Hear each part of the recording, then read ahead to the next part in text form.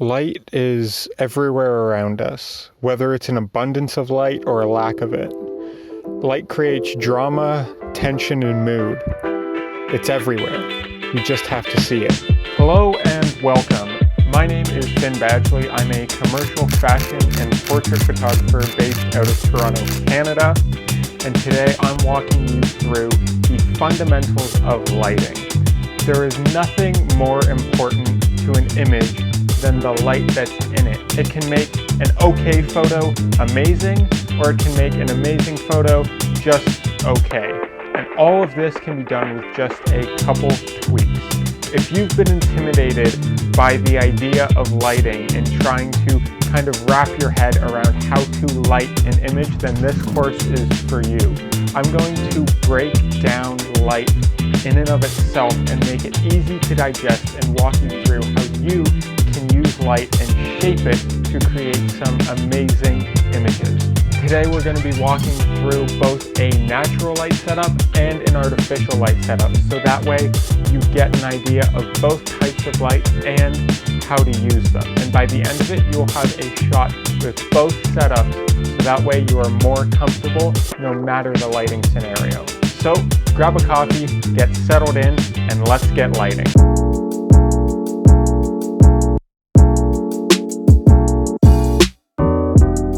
So right off the bat, let's break down what light actually is. So everything that we see is made up of light. Whether it's a lack of light or an abundance of light, everything we see is within what's called the visible light spectrum.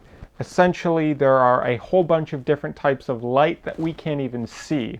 Ultraviolet light, infrared, etc. The list goes on, and what we can see only amounts to a very small percentage of the amount of light that is actually out there. This is the same light that our cameras capture as well. Now, any digital camera, be it a DSLR, medium format, or even just your phone, they all convert light into ones and zeros. Basically, there are a bunch of photons in the air that make up light, and your camera senses these and turns them into code, which then reads out on the back of your camera and is printed and is seen pretty much everywhere you look. It is these photons converted to code. Now, the visible spectrum of light, as I mentioned, makes up all the colors we can see, and those colors are referred to as the color temperature of light. And these colors are measured in terms of warmth and coolness and a whole bunch of other different measures, but the most common one is known as the Kelvin scale. If you look at getting light bulbs and you see certain different degrees of Kelvin on there, this is what it's referring to. Basically, how warm or cool the light is, how orange or blue the light is.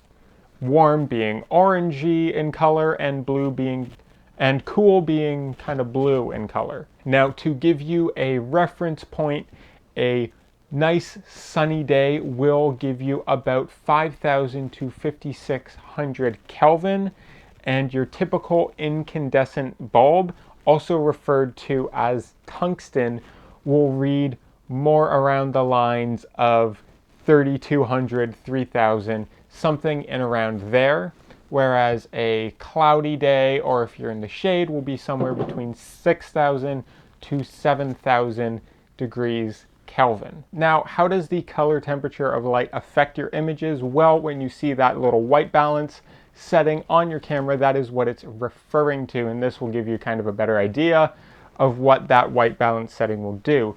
Pretty much it's to make sure your images come out looking as realistic to the real world as possible. Now, that's not all. Another property of light is how hard or soft it is. Basically, a soft light is something that is quite larger, typically closer to your subject, and or has something in front of it that kind of diffuses the light. A telltale way to know if your light is soft is if you look at the shadows and see kind of less pronounced, more gradual feathered shadows. Typically, you're going to get a soft light with that. It is also, generally speaking, more flattering and is more desirable because of that. It kind of smooths out skin and kind of reduces any prominent features. Whereas a hard light is the complete opposite. It is a light that is smaller, farther away from your subject, and does not have anything in front of it to diffuse it at all, making it quite harsh. It makes any prominent features more pronounced, which is sometimes why it is less preferred, because if there's any blemishes, anything like that, it will bring them out as opposed to smoothing them over. Now, that said, hard light can be used to your advantage if you're going for a specific kind of more dramatic look. Typically, hard light is how you get there.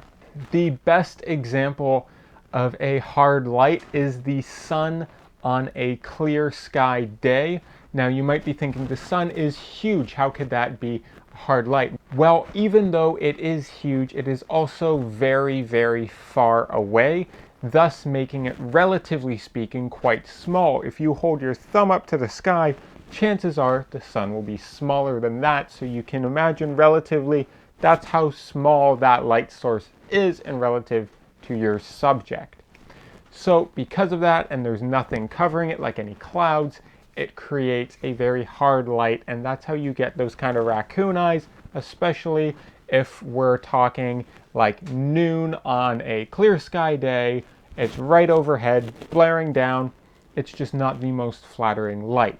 Now, you may have heard that photographers generally prefer an overcast day, and that is because the clouds kind of work as a diffusion in front of the sun. It not only diffuses the light that comes through, but it also makes that light source larger, and because the clouds are closer to the earth than the sun is, it also makes it a closer source of light, therefore softening it 3 times over. And because of that, it becomes a much more flattering light, and that is why a lot of photographers always prefer to shoot in overcast.